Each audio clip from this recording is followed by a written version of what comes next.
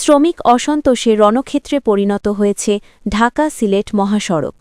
নারায়ণগঞ্জের রূপগঞ্জে বকেয়া বেতন ভাতা ও শ্রমিক ছাঁটাইয়ের অভিযোগকে কেন্দ্র করে উত্তেজনা ছড়িয়ে পড়ে একটি রপ্তানিমুখী পোশাক কারখানায়।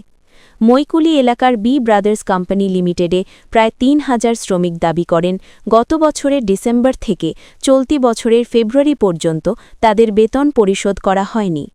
শনিবার সকাল ৮টার দিকে শ্রমিকরা কারখানার ভেতরে কাজ বন্ধ রেখে বিক্ষোভ শুরু করেন। পরবর্তীতে তারা ঢাকা-সিলেট মহাসড়ক অবরোধ করলে উভয় পাশে প্রায় ১৮ কিলোমিটার এলাকা জুড়ে তীব্র যানজট সৃষ্টি হয়। রোগীবাহী অ্যাম্বুলেন্স সহ শত শত যানবাহন দীর্ঘ সময় আটকা পড়ে। পরিস্থিতি নিয়ন্ত্রণে আনতে পুলিশ ঘটনাস্থলে গেলে দফায় দফায় ধাওয়া পাল্টা ধাওয়া ও সংঘর্ষের ঘটনা ঘটে। লাঠিচার্জ এবং টিয়ার শেল নিক্ষেপ করা হয়। ইটপাটকেল ও টিয়ার শেলের আঘাতে শ্রমিক, পুলিশ, সাংবাদিক ও পথচারী সহ অন্তত ২০ জন আহত হন। কারখানা কর্তৃপক্ষ এই বিষয়ে কোনো মন্তব্য করতে রাজি হননি। এলাকায় এখনও উত্তেজনা বিরাজ করছে।